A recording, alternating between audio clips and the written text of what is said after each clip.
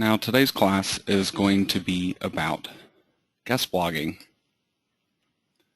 This is going to be the final strategy that we are going to be discussing in this series, and I personally think it's a pretty interesting and powerful strategy, especially when you consider the type of website that we are trying to build here.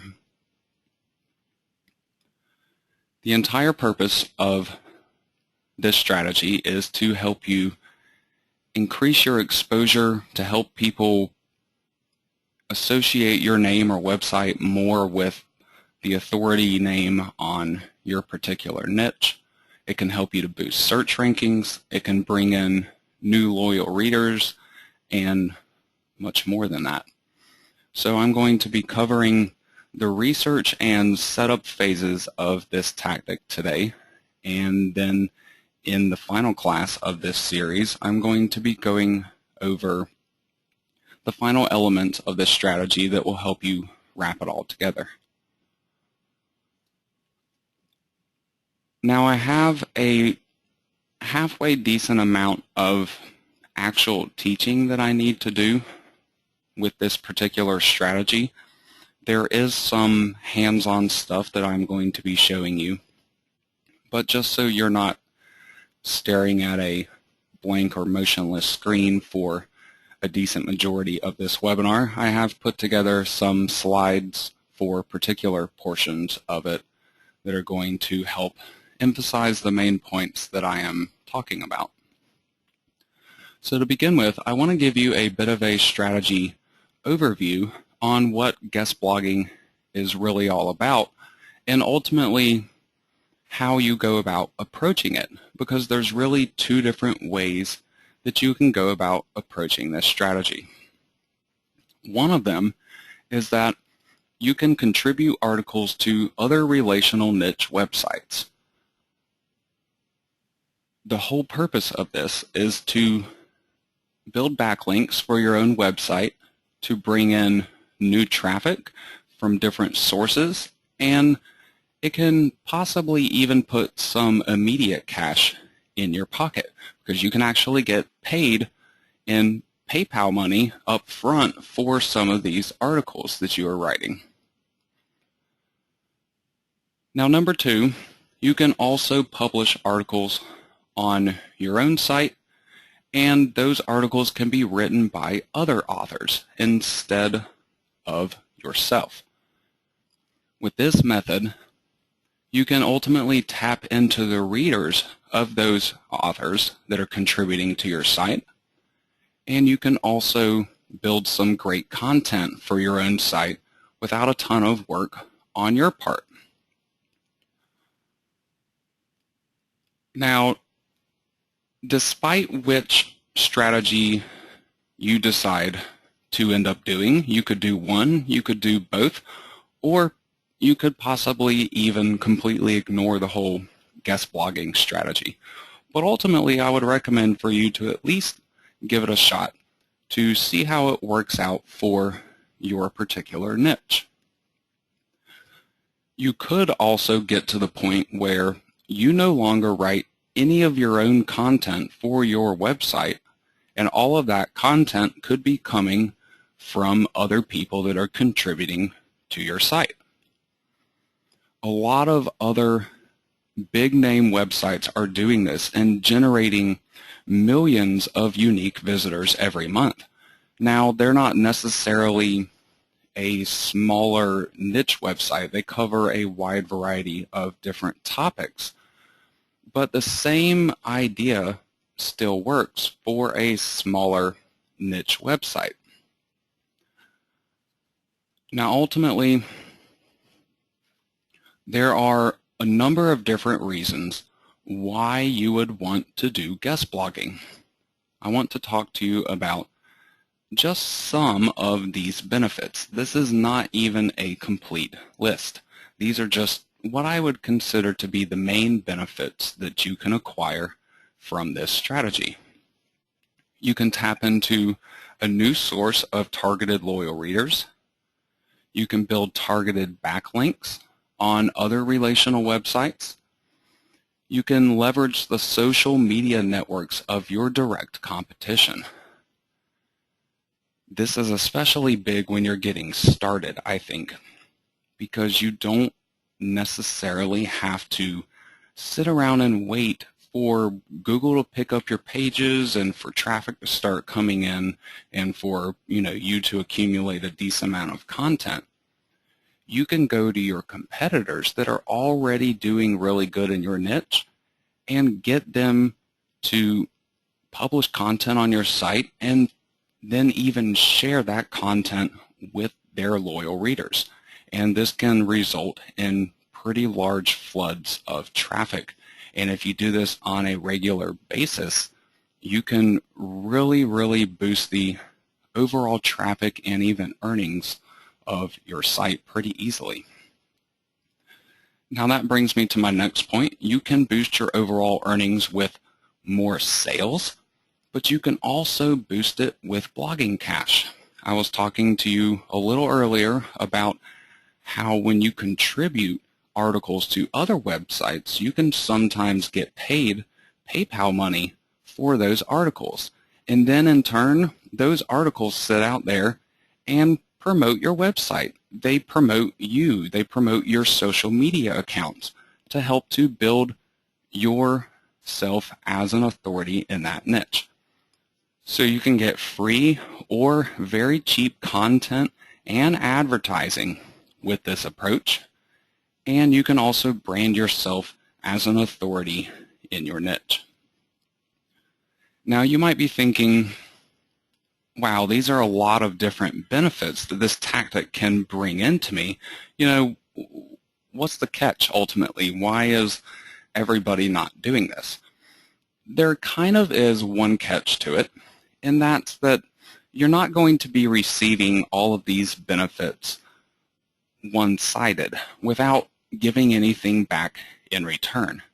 And that brings me to the next thing that I want to talk to you about, which is what I would consider to be the golden rule of guest blogging, and that is you scratch my back and I'll scratch yours. Do not get greedy and ignore half of that golden rule. You're not just doing this to get other people to scratch your back. You have to help them out some way, form, or fashion in return to not only be able to land deals with other websites and authors, but also to be able to maintain those deals. Ultimately, if you get somebody contributing content to your website, and it does really good for you, it brings you a lot of traffic, a lot of new loyal readers, you get a lot of commissions referred from sales on Amazon maybe, you would obviously want to be able to keep repeating that same strategy and likely with that same particular website or author. Well, unless they are also gaining some kind of benefit from it, they're not going to be up for doing a future round. It might have worked out great for you, but if it doesn't also work out great for them, they would reconsider doing it again in the future. So this is one of the biggest things that I really want to stress to you. Do not ignore it. And as long as you do that, as long as you guys are taking care of each other, then you can put this strategy into effect and continue it for as long as you want to, really, or as long as the other person is up for contributing content, or vice versa. So the question is, what exactly can you offer to other websites and authors that you want to either contribute content to your site, or maybe you want to contribute content to them? Well, there are a couple of different things, and I have some of these starred here because these top three are not necessarily things that you have to do, but pretty much anybody can offer these things.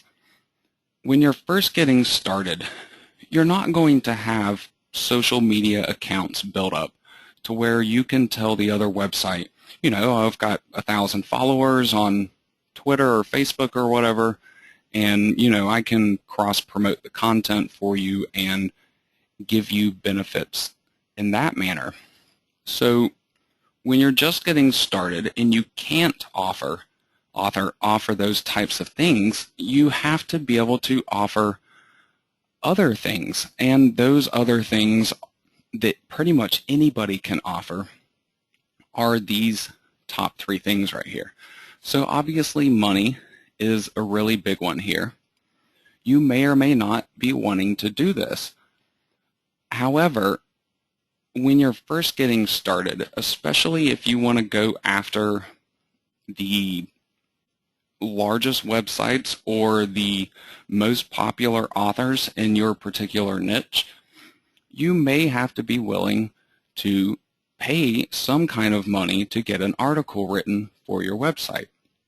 However, you do not necessarily have to be paying a fortune for these. There are a lot of websites that will only pay $5 or $10 an article, and I'm not just talking about hiring somebody to write an article. I'm talking about an article from somebody that is already established in your niche marketplace, to the point where they're not just contributing that article to you, but they're also promoting it with their social media accounts, maybe even making some kind of reference to it on their website. Now, in addition to that, you obviously have free content that you can offer. Anybody can write an article for another website, and in turn, as long as that website has traffic or some kind of social media presence that they can promote your new article on their website with, you can receive the traffic and maybe even new followers to your own social media accounts as a result. Now, SEO backlinks are one thing that anybody can offer. Either way, whether you are contributing content to another website, they might be able to offer you SEO backlinks along with your article for contributing it to their website. And on the other end of the spectrum, when people are writing for your website, you can offer that same type of thing for their own benefit. Now, the 2 big ones, social media traffic and website traffic. When you can get to the point where you have a big presence or a lot of regular traffic on your website, and by simply mentioning or promoting another article that you have written, whether it's on your website or another website, if that can bring in a large flood of traffic, then you can often ignore some of these other parts, like paying money. You could go to pretty much any other website in your niche and offer these exchanges without having to pay money, maybe even to get them to contribute content to your website, simply because they would get exposure on your own website, and their benefit from that exposure would be worth much more than, you know, $5 or $10 that you might be paying for a single article. So at least in the beginning, you may have to rely on these top 3 things to get your deals made. But as you progress in this, and as long as you are doing this guest blogging strategy correctly, you can actually progress through this pretty quickly and build up that website traffic and that social media presence without a lot of time passing, as long as you are in essence leeching off of the traffic of your competitors with this strategy. Now, when you have other authors that are authorities on the niche and they're contributing to your website, and also vice versa, when you are contributing to other well-known niche websites, this makes you look like an authority on your niche. So you are, in essence, branding yourself as an authority. You can either do this with your own personal name, which is something that a lot of people and websites out there are doing, or you can also just simply use your website brand name. Whatever you're more comfortable with doing is quite okay, unless a particular website or author that you're making a deal with wants you to be referencing your real name in a contributor profile on their website, for example. In a lot of cases, though, you will not have to do that if that is something that you don't want to do. So now, while you have to give this type of stuff out to be able to land these deals and to be able to keep these agreements going long term, you're also going to be receiving similar benefits. And ultimately, this will help you out in the long run, especially when you are just getting started and you really don't have a lot to work with. This can help you get started much faster, and it can help you to maintain a much higher level of traffic into the future. Now I want to go on to some of the hands-on training for tonight's class. And this is going to involve keyword research. Ultimately, before you can go out there and start trying to strike deals with other sites and authors, you need to know exactly what you're working with. You need to be able to research these potential partners for your guest blogging deals to find out who has a strong social media presence and who doesn't. Ultimately, if you're making deals randomly, you might get lucky every now and again and hit somebody that has a good social media presence or could offer a lot of traffic in return, but it would be hit and miss, and that's not the objective of this particular strategy. The objective is to find those powerful people the first time and try to strike up the deals with those particular people and websites. Then you know that your efforts with this guest blogging will be well rewarded. Now, another thing that I recommend is to keep track of all of your work with all of this research, and also when you end up making deals with people, try to figure out, whether it was beneficial or not for you. Record the results in a log so you could refer back to this at a later point in time and say, okay, this person's doing much better than this other person. I need to go to them and get them to contribute to me a lot more than they already are. Or maybe I could afford to pay this person more than other people to try to make it a little more appealing to them, because when they write stuff for my site and promote it to their social network, I get, completely bombed with traffic.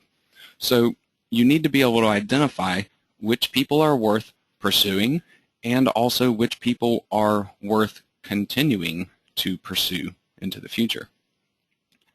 Now, I have put together a pretty basic spreadsheet file, but this is something that should be helpful for you to get you on track with this research to help you record the appropriate information that you need to have. I have included this as part of the course material for this particular class, and all you really want to do here is, as you progress through your research, record what it is that you're doing. The website name, the author name, record where and how you found that particular person, and be specific about it. If you found them through a Google search on a particular keyword phrase and they were ranked number 3 or something, write that down here so you know what their advantages may be, what their sources of traffic are, what their keyword phrases are. this can help you in the future when you're trying to strike up these deals. Also, as you progress through finding out more about individual websites and authors that you're researching, make sure you record their contact information. And you don't want to limit this to just one thing. Let's say you find the person's email address. Great, record it down here in the contact information, but don't stop there. If you find a Facebook account for them, write down what their Facebook username is in their contact information here. Do the same thing with things like Twitter and Google+.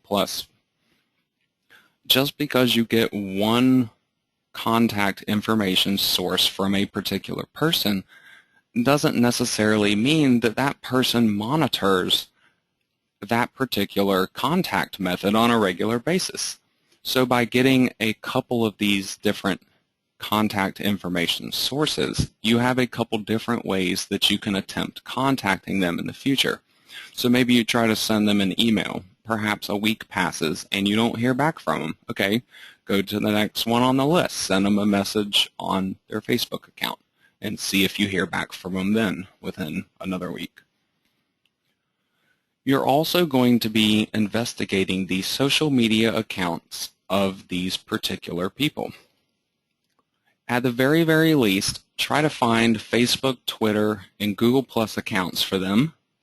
If they have other accounts that they commonly have links to on their website, maybe they have a decent following on one of those sites, make a note about it. You don't just have to limit yourself to these three, but these are often the more common ones that people are active with. Also, consider more than just how many people have followed a particular person or how many fans they have. Look at their actual posts that they've made. Look at their fan page posts. Look at their tweets that they've made. See how much interaction they are getting from the people that follow them. Do they get a lot of likes on their fan page post? When they post a message on Twitter, do people comment on it? Do people retweet it? Are people sharing their Facebook messages? All of this type of stuff really matters because this can help you to gauge their level of activity and the level of activity of their readers too. Because somebody with 1,000 followers, but maybe they haven't been active in 2 years and they have really low activity among their readers, would not be as valuable as a person who only has 100 followers, but they're posting every day and they have 20, 30, 40 people engaging on each of their posts. So don't just look at the numbers, look a little bit deeper than that and try to figure out how well respected and powerful these different sites and authors are on these different social media networks. Now, in addition to that, comments and notes over here, there could be a lot of different type of things that you would put over here as you are going through your work with them. Maybe you attempt to contact them on a particular date, make a note of it over here. If they respond back to you and you do some work with them, record the results from that work over here. That way you can go back through this log at a later point in time and say, okay, this person's done a really good job. I want to make sure he continues to do more for me, and maybe these other people weren't really effective. They weren't worth my time to go through this particular venture with them. Now, for the actual keyword research itself, I'm going to pull up Google and show you exactly what I do here. Now, before I go on Google, I actually begin on the Google Keyword Planner, because ultimately my goal of this strategy is to find the websites and authors in my niche that are the most powerful and most prevalent. And one of the easy ways that those people can get to that point is by having a search ranking on a really, really powerful keyword phrase. So I want to go to the keyword planner first and do some research here. Try to collect not just one, but a list of different keywords that are all really high traffic keywords. Now you're completely ignoring potential competition here. You're not looking for a primary keyword phrase to target on your website. You're looking for the cream of the crop keyword phrases that still relate to what your niche is about. So for my website, I could type in carbon fiber and see what kind of traffic this particular search has.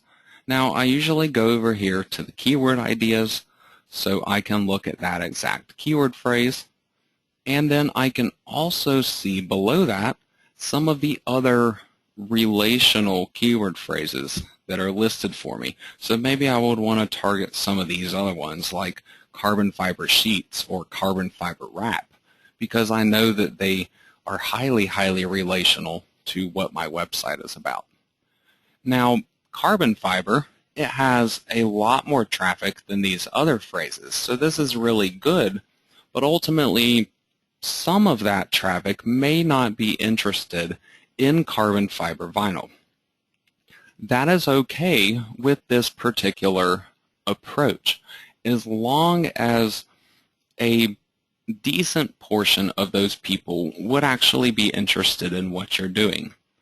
So I could not only target things like carbon fiber, but I could also go for cars, custom motorcycles, various things of that nature, maybe even racing-related keyword phrases. All of these things should bring in the right type of people to my website. So I want to go and figure out who the best websites and authors are that are already out there and established in these different types of niches. So what I will do is simply take a notepad file and record my keyword phrases. So I might record carbon fiber, and I also record the number that goes along with it, so I can look back at this at a later point in time and know exactly what I am working with here. So carbon fiber sheets and also carbon fiber wrap are at 8100.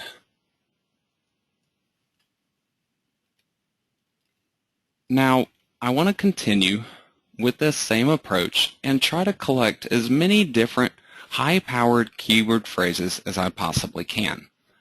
I am typically looking for phrases that have 10,000 or more monthly searches. The higher the better, obviously. If you're dealing with phrases that are less than that number, though, look for things that highly relate to what your niche is about. So these that are at 8100, they are carbon fiber sheets and carbon fiber wrap, obviously terms that highly relate to what my website is about. So these slightly lower counts are quite okay here. But I wouldn't really want to bother too much with some of the lower ones like carbon fiber gear or things in the 1,000 and less neighborhood. So again, I can use the same approach and do things like custom cars to get any kind of relational phrase that would have the type of readers that would be interested in what my site is also about.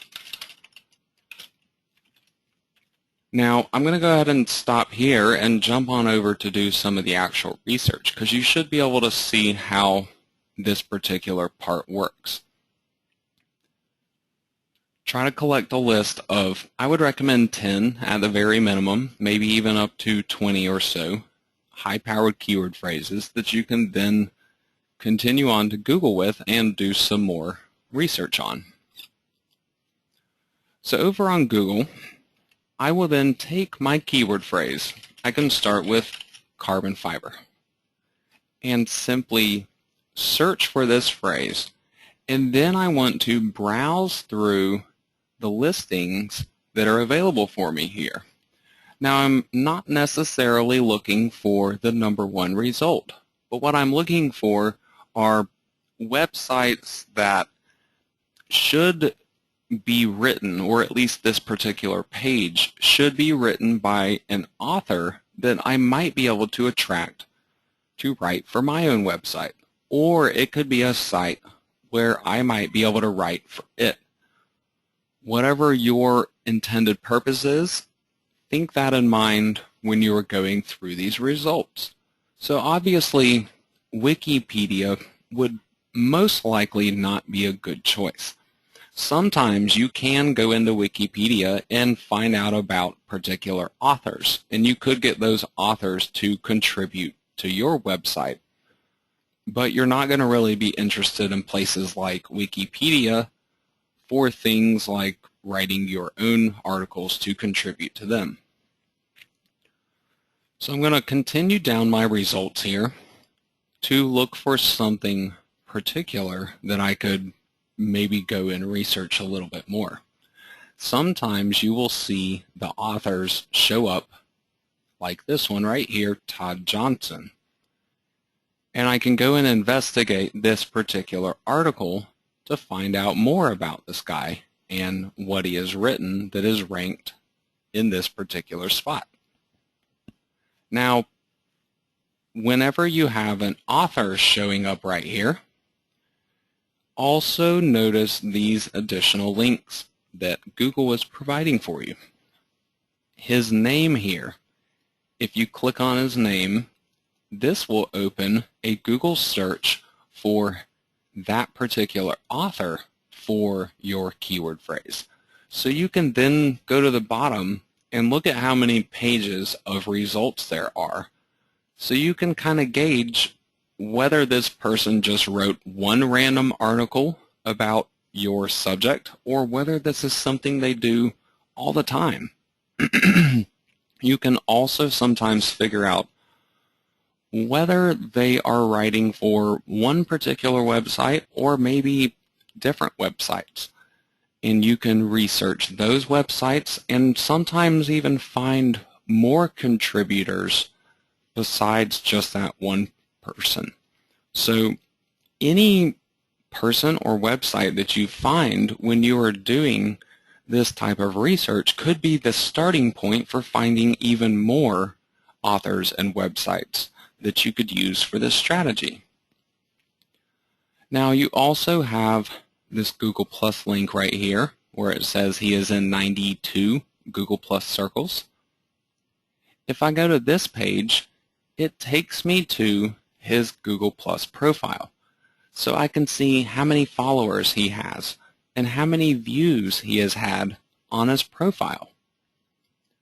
So I want to record this information here. Record what his username is on Google Plus, record how many followers he has, maybe even record how many views he has had to his profile. So I can then refer back to this information after I've researched 10 or 20 different people and say, okay, this guy is a lot better than these other ones, so I want to try to pursue him more so, or maybe offer him more than I'm offering these other people. Now don't just stop here with your Google Plus research. Go on and look at the actual article that is ranking and try to find out more about that particular author. Number one, you can find out what type of quality of work they do. You can browse their article and read it. Figure out if it makes sense. Figure out if they use good spelling and good grammar. You can also kind of tell whether they have a lot of knowledge about a subject or whether they're just trying to BS it pretty much.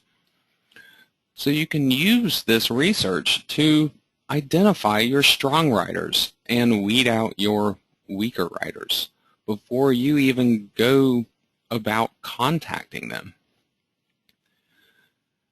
Now on this particular site, about.com, I happen to know that this is a site where people can go and contribute articles. You can actually go and register with about.com, and after getting approved, you could write articles for them and they would pay you for each of those articles.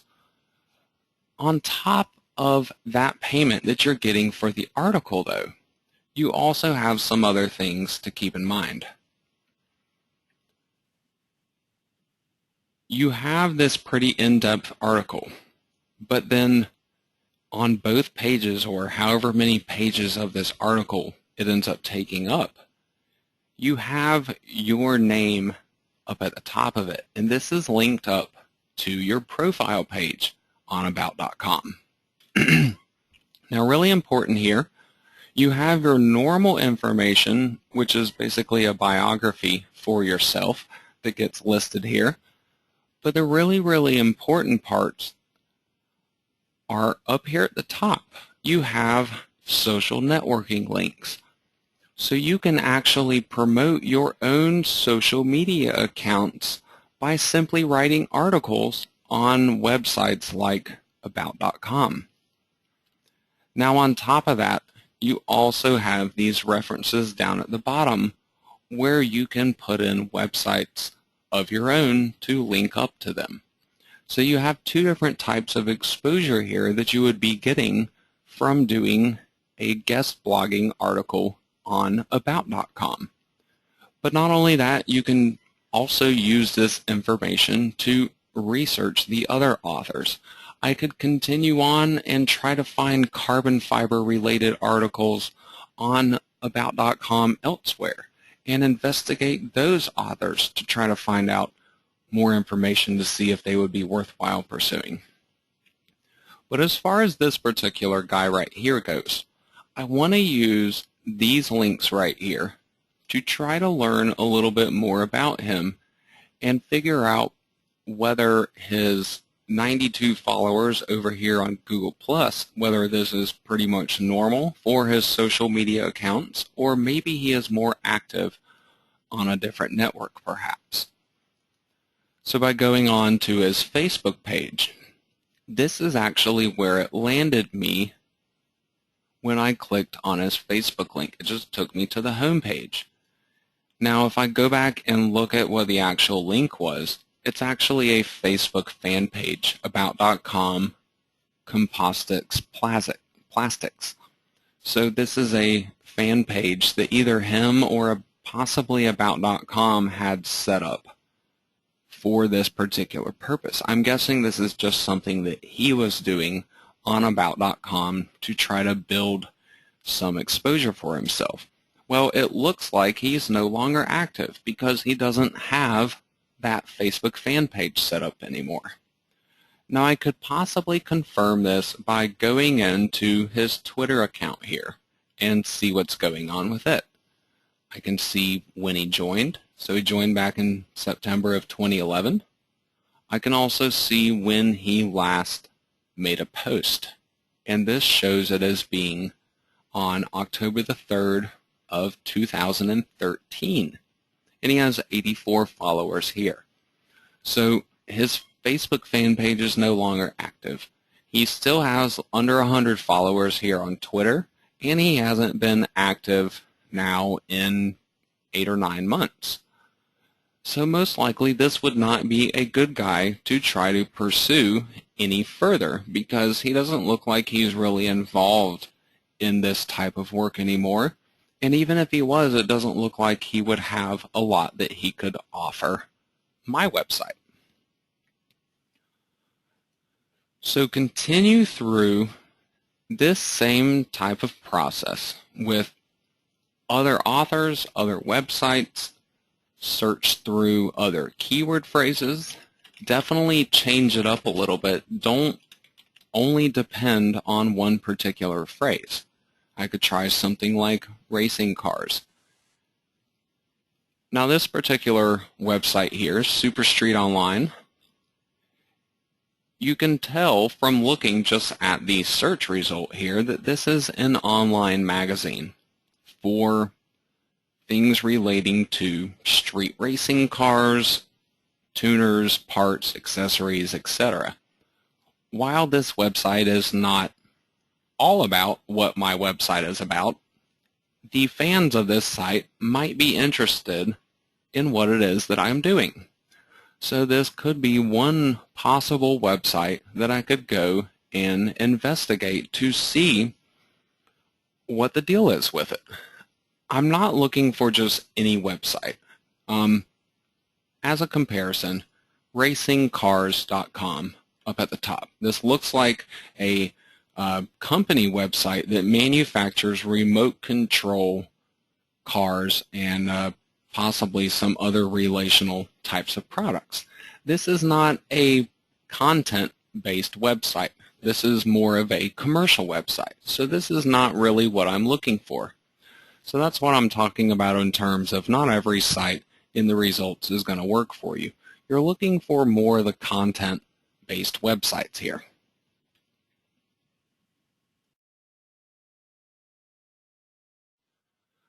So I'm going to go over to Superstreet Online now to show you as a comparison what is going on here.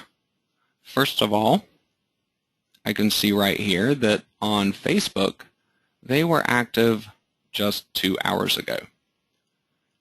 I can go to their Facebook fan page and I can see what's going on here. I can see how many people have liked their post. Now, keep in mind, 2 hours ago, this was posted here, and they already have 3,370 likes on it.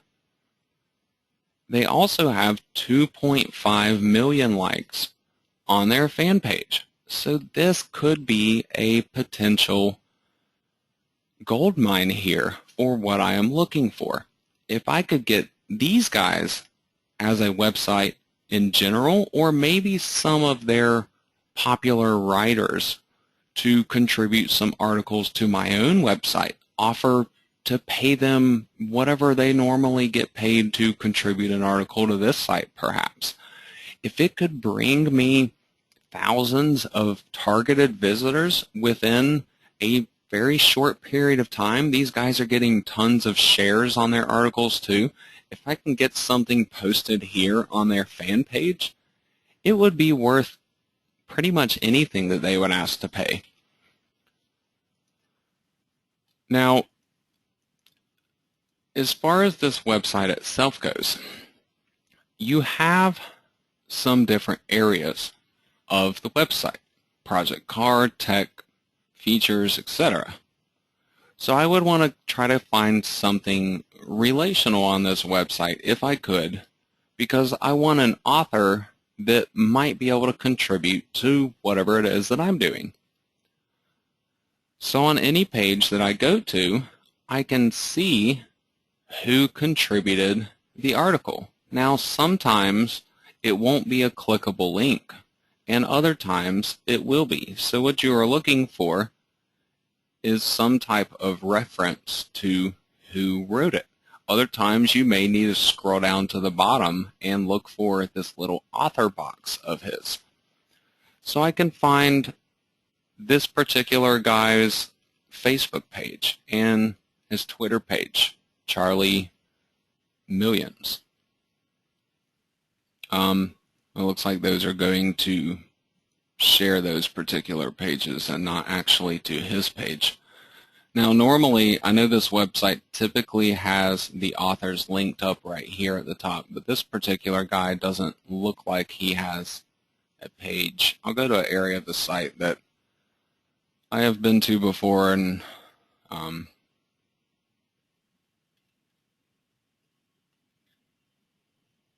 they should have something that I'm looking for here. Okay, so here is an article, and right here where it says who wrote it, it is a clickable link. So I can then click on this and find out more about this particular author. author. He is a web content editor for this site, and you can learn a little bit about him. Now you can also see what else he has written on this website to try to gauge how popular he might be or how active he might be. You can also find social media links on a lot of these websites for the contributing authors. So this guy only has 30 followers and 1,400 views. So he might not be horribly popular, but there could be other contributors on this website that are pretty popular. Obviously, if the website itself has 2.5 million likes on their Facebook fan page, then they should have some contributors that work for them that are really powerhouse contributors. Now, right here, I have a link that takes me to the contributor page. A lot of websites have this type of thing. And if I look down below here, I have tons of possible people that I could choose from. So I have this editorial staff. Down below, I also have contributors that are listed. So I could then go and investigate any one of these particular people to find out more about them. Sometimes it even gives me their contact information, like an email address. Look at what they do, though. This guy is a photographer, so ultimately I wouldn't really be interested in contacting him to get him to write articles for my site because he's a photographer. But if I wanted to get some unique car pictures to put on my own website that wouldn't be available anywhere else, I might be able to contact him and say, hey, what do you have left over from your other work that has not been published already that I could, pick up from you for, a bargain price. So you can continue through all these different contributors. That's like more than 20 different contributors right there that are listed on just this one website. And I can go and investigate all of them and pick out the cream of the crop and figure out exactly who I want to be working for me. Now, you're not going to be able to get everybody.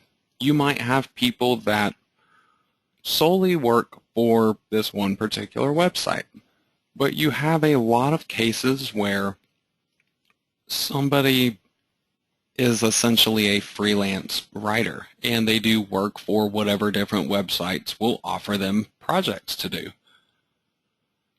So those are kind of the people that you're looking for, and they will often have information on these websites about them. So this guy, Sam Dew, he is a senior features editor.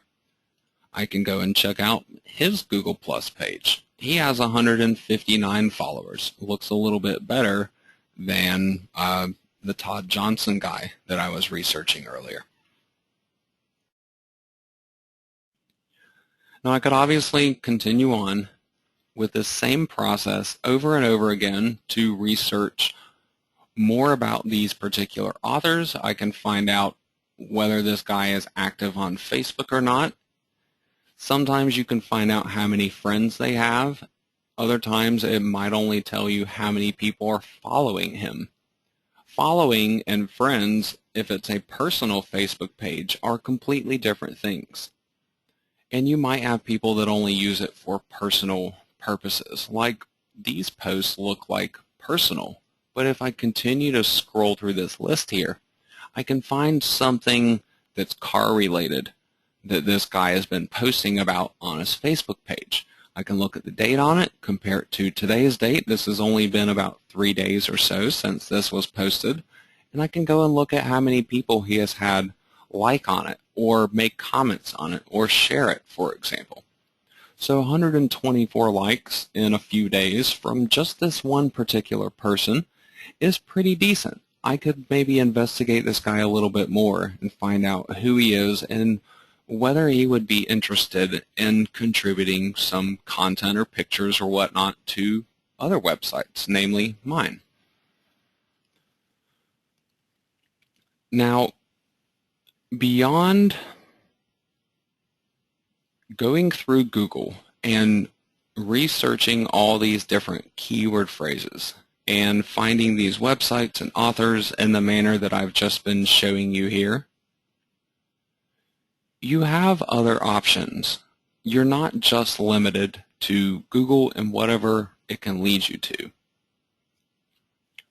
One of the other options that you have, I want to talk about a couple other tips here with you that you can use for your research. Another option is using social media.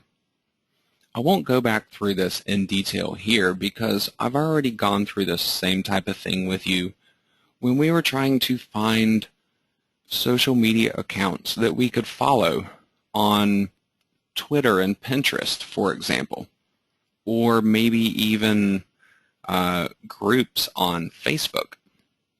Try to find people that run a really popular Facebook group relating to your niche and get that person to contribute an article to your website and also get them to then promote that article within their Facebook group. Same type of thing goes for Twitter and Pinterest and any other social network that you are involved with.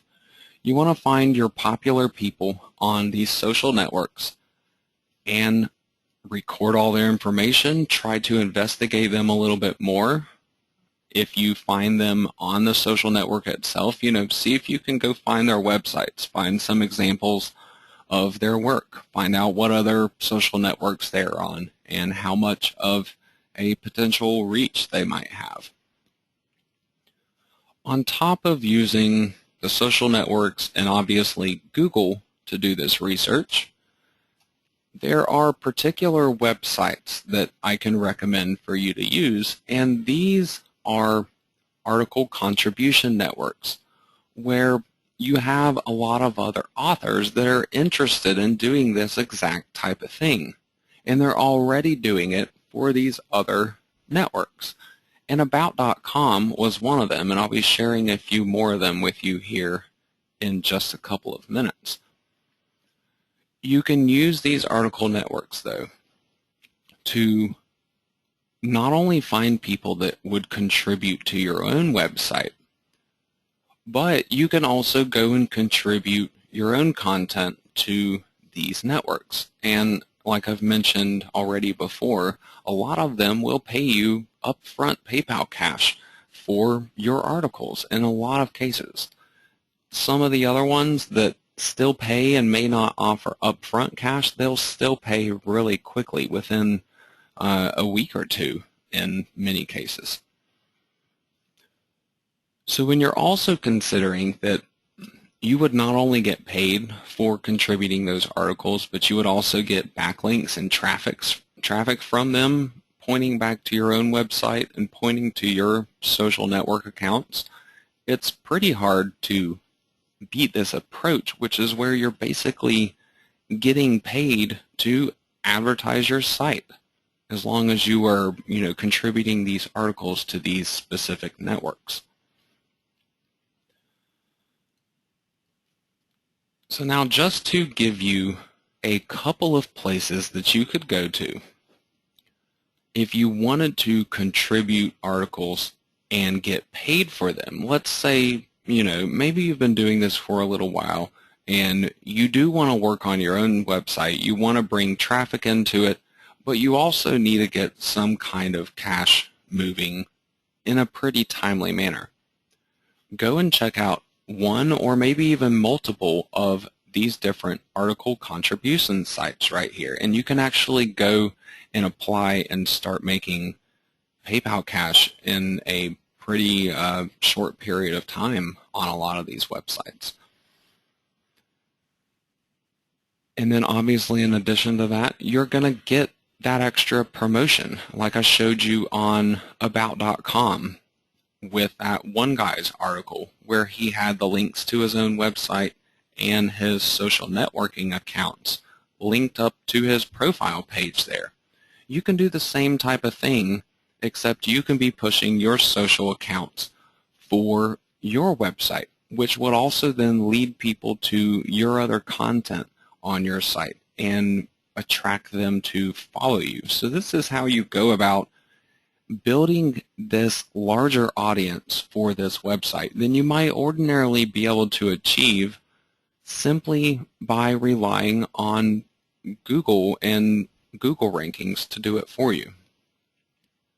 Now you can find any of these addresses in the guidebook for today's class if you would like to reference them at a later point in time. Now, beyond using those sites to contribute articles to them to get paid for them, like I had briefly mentioned with About.com before, you can still go to those websites and investigate other writers, because chances are if they are contributing to those websites and getting paid $5, $10 an article, whatever the case may be, then you could pretty much pitch the same type of offer to them and they might be more than happy to accept it. So not only can you use those sites for earning a bit of extra cash, but you can also use them for extra research. And then in addition to that, I have a few other sites that I wanted to give you a reference to here in case you are looking for just plain freelance writers, but you don't have to limit yourself to just that. When you are offering a job on a lot of these different websites, you can not only specify that you want somebody to write an article for you, but you can specifically say that you are only looking for people that have a strong social media presence and that, you know, they would be willing to promote any articles they write to their network for you. So just be really specific if you decide to post a job on one of these sites to attract a writer, and you might be able to bring the people that you're looking for to you because they might already be members on one of these sites trying to get some type of regular work with writing articles. I personally used freelance websites for numerous years to make a full-time living on, sitting around doing basic stuff like writing articles and fixing HTML code, doing really simple PHP programming. A lot of times people would just have a bug in their code and it was throwing up an error on their site. And even if I didn't know that error, I could go and research that error and figure out how to fix it and go and fix it on their website. And you can perform all these short little not just coding, but also writing jobs that take you a pretty short amount of time, and you can get paid pretty decent for them and build a bit of a name for yourself on these websites and get paid even more for your work. But then on top of that, you know, you can also use this the other way, not just to earn money, but you can also use it to hire the people that you are looking to hire to do this kind of work for you. So now I want to go on to talk to you about some general writing tips here. This would be for when you are going to be writing for another website, when you're contributing content to them, or maybe you're going through one of these other websites that I was just talking to you about. You may have some situations where you are particularly told to do a specific topic. So they might say, you know, write an article about this particular subject. But then there are going to be other circumstances where you have the complete freedom to choose whatever it is that you want to write about. So pay attention to the rules of these different sites, especially if you're using one of those article contribution networks that I was talking to you about before, and not just some independent website like what we're building here. And there's nothing wrong with trying to approach a website like my type of website. If you could find something niche relational to your site that is already established, and maybe it's just run by a single person or appears to be run by a single person, like Carbon Fanatic is, you can try to still contact those websites and see if they will work out these deals with you. And you can either contribute to them or they can contribute to you, or maybe even both. So no matter what you are writing, whenever you're done writing, make sure you promote it with your social media accounts. Maybe even make a reference to it on your website or something.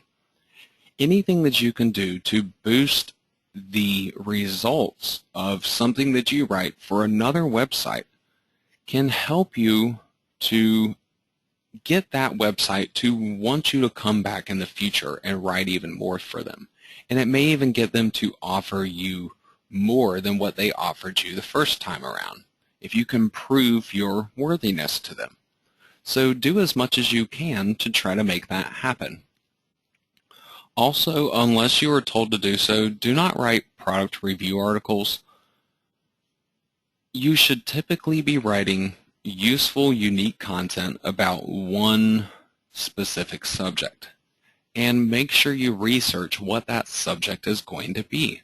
Do some keyword research. Try to find a phrase that has, I would recommend 500 to 1,000 monthly searches on it, and target that one particular phrase to the entire article that you're writing for that other website.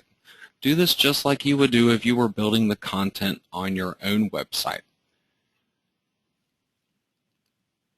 Also, in addition to the writing for the article itself, there's other information that you need to be prepared to provide when you're ready to do this guest blogging for these other websites. The main thing I'm talking about is your author information. You need to be able to create a profile on a lot of these websites where you give them a profile picture either of yourself, or it could possibly be a logo for your website, an author name, a short biography description, and sometimes sites will allow you to include links to your own website in the biography, or maybe even somewhere separate in your account, like I was showing on about.com, how you had the bio description and then down below it you had a couple of links at the bottom. And then other sites will also allow you to have your social media account links. Not everybody does this, but many of them will allow it, like about.com once again. So you need to not only be prepared to write these articles when you approach these websites, but you also need to have this other profile information together. And this is especially important if you're working with some other individual person that's running their own website. Maybe you find another niche site similar to yours and you try to approach them. If you don't ever mention this profile information and say that you want this on their website, they may not offer it to you, or they may not do it, and you would simply lose out on that portion of the strategy, which is a really big portion. You don't just want to be donating content all over the internet. Everywhere you're putting this content, you want there to be a reference back to you to help build your traffic and to build your credibility in that particular niche. So now when you're going through and doing your writing, I have a 2-page checklist here that I have put together for you that can help you to make sure you are covering all the important parts that you need to be covering. Number 1, target your article to a specific keyword phrase. I mentioned this already. You want to use that phrase somewhere in the article title. It doesn't have to be used verbatim. You could separate that phrase with other stop words like to or a or the, for example. Whatever makes sense. You know, get a little creative with your title, but somewhere in that title you should have a keyword phrase that is going to be the star, essentially, of that entire article. You also want to use your phrase, I recommend 2 to 3 times throughout the article, and this is about for a 500 to 800 word article. If you were doing an article that was shorter than that, tone down the keyword phrase usage. Or if you're doing a really, really large in-depth article, you may need to use it more often than that. At the very, very least, though, include your phrase once at the beginning. It may be in the first sentence or two, typically in the first paragraph, and then again at the end, maybe in the last sentence or simply in the final paragraph. At the very, very least, though, make sure you're not overusing your keyword phrase. I would rather use it less than I think I need to than more than I think is appropriate. Now, in addition to your target phrase, you also want to use a wide variety of other relational words that do not include your targeted keyword phrase words. As an example, if I was building an article about cars, obviously this would be too vague of a subject to where it would really be useful. But for the purpose of describing these relational words to you, this should work out fine. So if I'm writing an article about cars, I could not sit there and say car or cars over and over and over again all throughout my article. But what I could do is reference particular cars or brand names. I could talk about Ford or Chevy or Kia or Mercedes. I could talk about Mustangs and Camaros.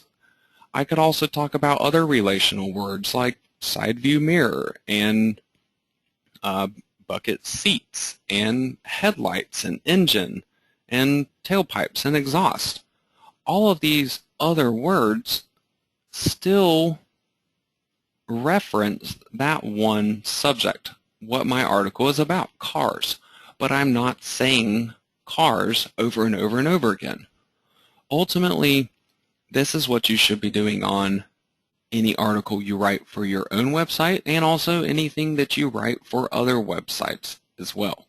Use as many of these different relational words as you possibly can so you're not repeating your keyword phrase over and over again. And Google picks up on stuff like this. They know that an article about cars is likely to contain words like motor and door and side view mirror and all the other things I was just talking about. So they're looking for this kind of stuff when it comes to search rankings. And this is important when you're writing for these other websites because you want your articles to do as good as they can possibly do. If it's bringing in great search rankings, even if you can't offer it a lot of extra promotion with your social media presence, if you can bring in search rankings for that website and they're getting regular traffic that way, that's still something that they will respect, maybe even more so than a strong social media presence, because the search rankings can bring them continual traffic for potentially years into the future. So they're going to love it when you do stuff like this on your articles that you're writing for their websites. Now, unless you are told to go after a particular article size, I would recommend 500 to 800 words. This puts you in the range where you can get decent search rankings with it, especially when you're trying to target those phrases that are 500 to 1,000 monthly searches. If you're allowed to do so, include images in your article. Break up your article with header text and include relevant images to go along with each section. But also make sure that the images that you're using are legal for you to use. You do not want to be publishing an image on a guest blog article on somebody else's website when you know good and well that that image is not something that you should be using or sharing in that manner. Now, if you can't come up with any relevant images that are legal to use, it's okay. You can still do the articles without them, but any article will always rank better if it includes relational images, and the images can get search rankings on top of that. Now, on a lot of these websites, you are allowed to include backlinks with your articles. This won't be the case all the time. Like on about.com, you don't get to include a link within the article itself, but you get to have links in your profile. Well, other websites will actually allow you to have a link in the article itself, maybe at the bottom of the article, or possibly spread throughout the content somewhere. Make sure you look at the specific rules for each site you're dealing with, though, because they do vary from one place to the next quite a bit, and if you're not following the rules of a particular site, it can easily get you banned from them. So make sure you don't ignore that particular important step.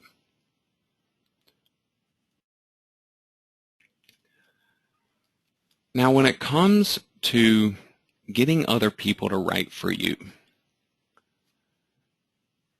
you could go about that and have that person simply send the article to you, and you would then go through and publish that article on your website manually. However, if you're doing this on a regular basis, getting people to contribute content to you, it's going to be really, really time-consuming if you rely on that type of system, because you're going to be the one doing most of the work, except for the actual writing. You're still going to be putting everything together and creating the pages. WordPress, though, has a built-in system where you can create a user account for other authors and allow them to create the content on your site, and then leave it to you to do the actual publishing. So you're basically just going through and approving the articles. Now, you can still set it up to where you don't have to approve the articles, but unless you are dealing with a particular author that you have worked with for a while and you know they're reliable and dependable and you can trust them to deliver high-quality work without you actually reviewing it, you could allow an author to have that type of privilege on your site to be able to publish it themselves. But until you get to that point and you're absolutely positive that a particular author would continue to uphold their high standards without you looking at it, then leave everything to where you have to review it before it ends up on your live website. Now, on top of that control and reducing the workload for yourself, creating these accounts on your website will also allow you to offer some extra benefits to your authors that are going to be contributing to your site. There is also an optional plugin that you can use that will enhance those benefits even more to create a stylish author biography box on the post of your website. And those can include backlinks, social media account links, and more. So what I want to do is show you exactly how this works. So you can set this up on your own website and get this system running so you can have contributors put everything on there. And I'm also going to show you the plugin that I was talking about in addition to that.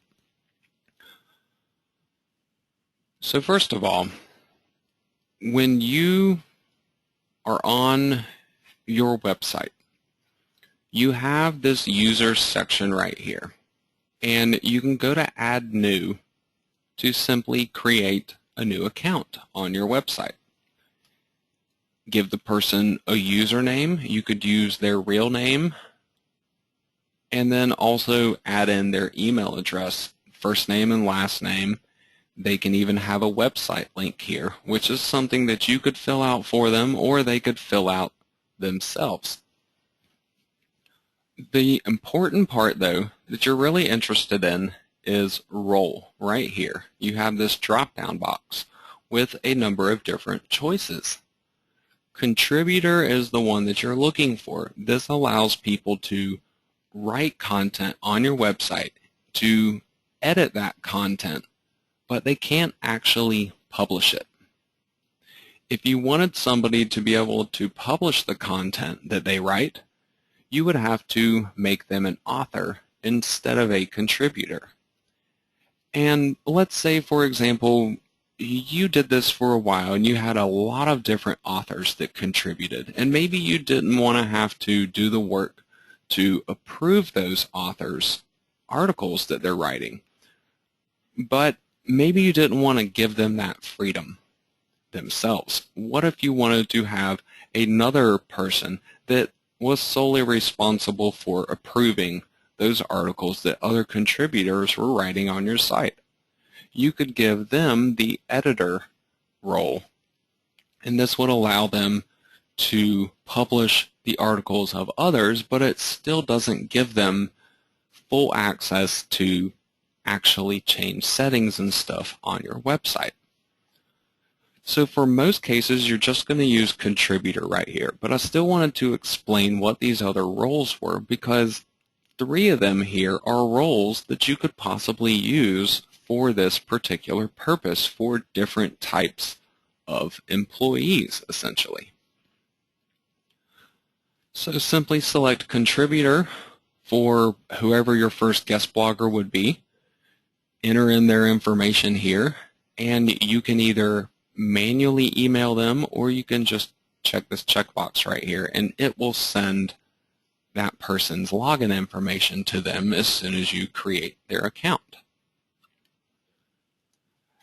Now, if you set up multiple user accounts like this on your website, you may have already gone through and disabled something that would prevent that information from showing up. What I'm referring to, I can show you right here. Here is a post on my site. Up at the top here, it gives me the date that it was posted on, but it doesn't actually tell me who posted it. And down below, there is no information that references who created this article either, because I didn't want this information to show up because I didn't have these other guest blogging contributors writing articles for my site yet. So when you get to this point where you are ready to start doing that, you may need to go into your theme. I go to Appearance and Weaver to Admin, and this is to change some settings that we have already set up that actually disables some of that stuff on our site. Now, number 1, I'm up here in Main Options and Post Specifics. I scroll down to Post Meta Info Areas, and I have all these checkboxes right here.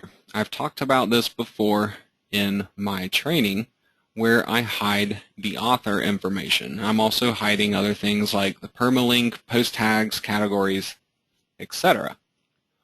Well, this checkbox here will hide the post author if I have it selected. But then I also have another one, hide author for single author site.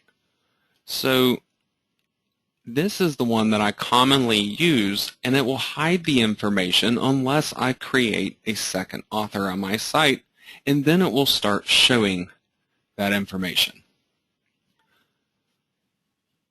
Now, in addition to that, there's actually one more setting on this page down here at the bottom, hide author bio. I want to remove this real quick here and update this page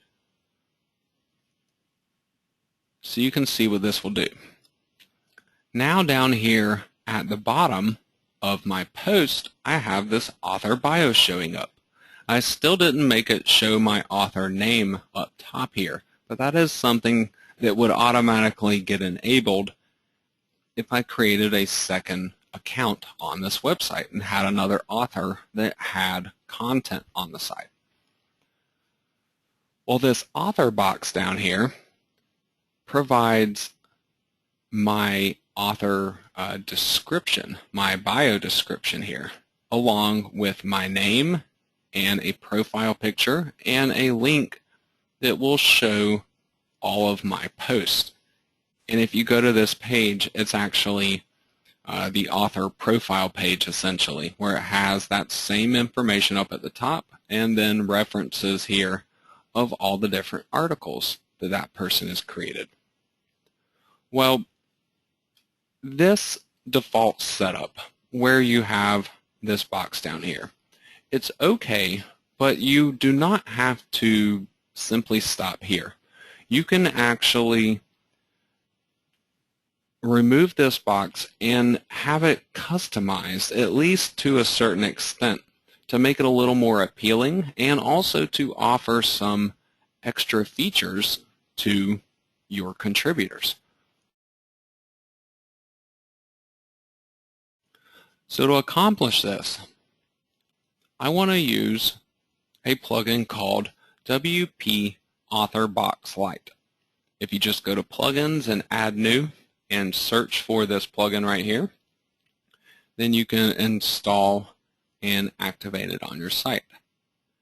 Now, without any additional settings changes or anything of that nature, this thing is ready to go, but there are a lot of different settings that can be customized in it so you can make it work to your liking. But just right out of the box, it actually already works. So if I go back to my page here and refresh it, I now see this author box showing up, but I still have the one down below here. So I would actually want to make sure that is being hidden, which is what I was using this hide author bio setting for that I disabled a few minutes ago. So I'm going to disable that again here and return to this page and refresh it one more time, and you can see that that lower author box disappears, and now I have this more stylish one up top. So there's a few different things here that I want to point out to you. Number one, you have the profile picture. If you notice, this is the default picture for a WordPress account. It doesn't have any way to actually customize this. If I were to go and try to edit my profile and I wanted to upload my own picture there, it doesn't have anywhere to do that. So the question is, how do you change this picture, or how could you tell your contributors to change their own picture? This is actually done through a site called gravatar.com, and that is a universal avatar website where you associate a picture with an email address. So then all you would need to do is make sure that your contributors had a Gravatar account using whatever email address you're using for their user account on your website. So if I simply went and created a Gravatar account using this particular email here and set up a picture, then it would show up here on this page.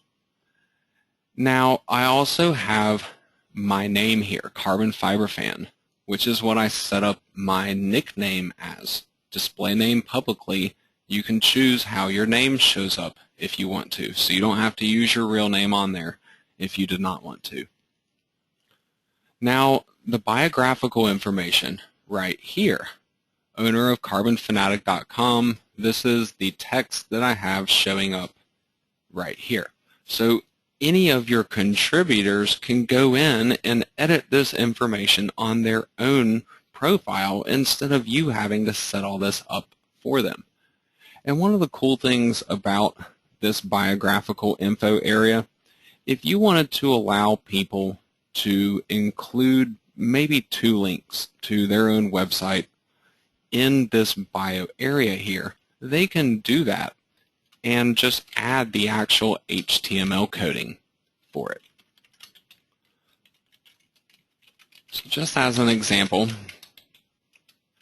I can put in the HTML code over this keyword phrase, carbon fiber vinyl wrap, and just point it to the home page of my website just to show you how this works here. So if I go and update this, then in the profile, I have a clickable link. So you can offer this type of thing to people that contribute content to your website to give them a link to their own site. And this can not just be a standard link where it shows what the website address is, but you can actually offer people keyword targeted links from your site. Now you may also be noticing down here these social network buttons. I have one for Facebook and one for Twitter. This is also controlled from the profile. Right here towards the bottom you have WP Author Box user fields, and they have a ton of different social networks. You can see I've only filled out 2 of them, but you could allow people to fill out their information for many different social networks here, and it'll show little icons down here at the bottom for every single one of them. Now if you didn't want to allow people to have that many, maybe there were particular ones that you wanted to allow and others that you did not want to allow, you can just go to the Author Box Lite settings, go to the social settings here, and this will allow you to customize exactly what you're offering. So if you didn't want to offer LinkedIn or Instagram or Skype, you can go through here and customize these options, and whatever you have checked on this page will then show up as a box on each of your contributors' profile pages. And then if they fill that information in, then it will actually show the account links here. So this gives you complete control over this entire system. Not only that, you have all of these different settings pages here where you can really customize a lot more stuff about this particular plugin.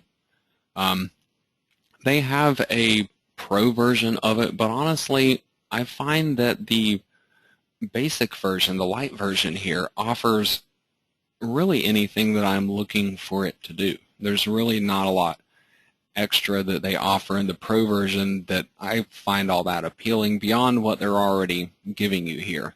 In appearance settings, for example, you can change colors to completely customize the way this thing looks. If the white doesn't fit good with your website design, you can change that around. Or maybe you want that box to stand out a little bit more so your contributors get a little more exposure to their information. You can do that too. Change the background colors. Now the final point about this author box that is worth mentioning is it has another tab right here. You not only have the About the Author tab, but you also have a Latest Post tab. So it will show you the different posts that that author has created on your website, and people can go and visit those other articles really easily. So if they like a particular author, they can just go through your site and read the articles from that particular author. And it also is another benefit for that author to contribute multiple articles to your website, because the more they contribute, the more cross-exposure they would be able to get through their latest post box there.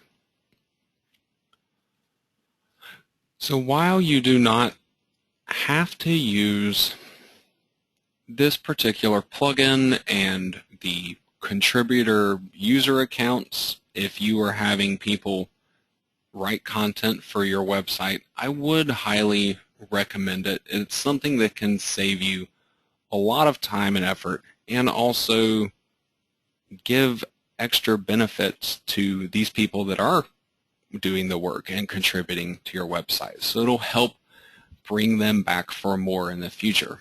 Because if somebody does a great job for you and they deliver a lot of traffic to you and stuff, there's really nothing worse than to be excited about them doing more articles for you, only to find out that it really wasn't that beneficial for them and they're not interested in doing more articles. So then you have to go and hunt for more people and try to make sure you keep them instead of losing them.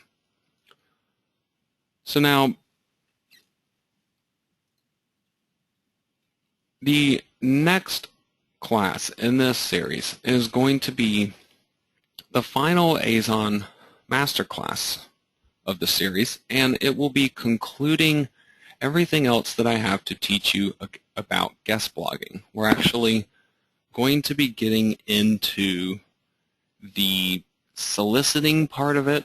I have some email templates for you guys that you can actually use and just customize a minor portion of it and then send these out to the different prospects that you have researched to help you land those deals. And I'll have templates for you that will work whichever direction you're trying to go for, whether you're trying to write articles for somebody else's site or whether you're trying to get them to write articles for your website.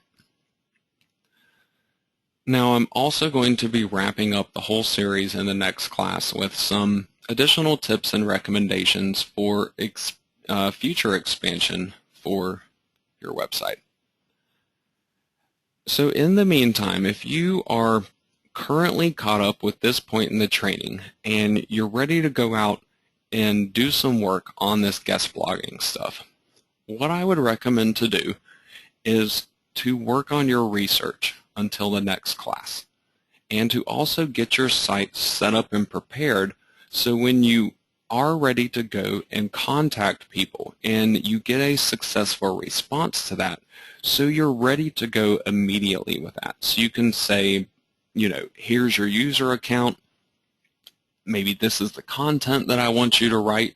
You can request specific content from people, or you can leave it up to them. It just kind of depends on what kind of authors you are dealing with, what type of subjects they are used to writing about. We're going to get into more details again on all of this next week when we actually get into all of the soliciting and deal landing and emailing and contacting of all these people. So again, in the meantime, go through and hit the research hard. Try to find 10 or 20 different good prospects that you would be interested in either contributing for them or having them contribute for you, or maybe even both.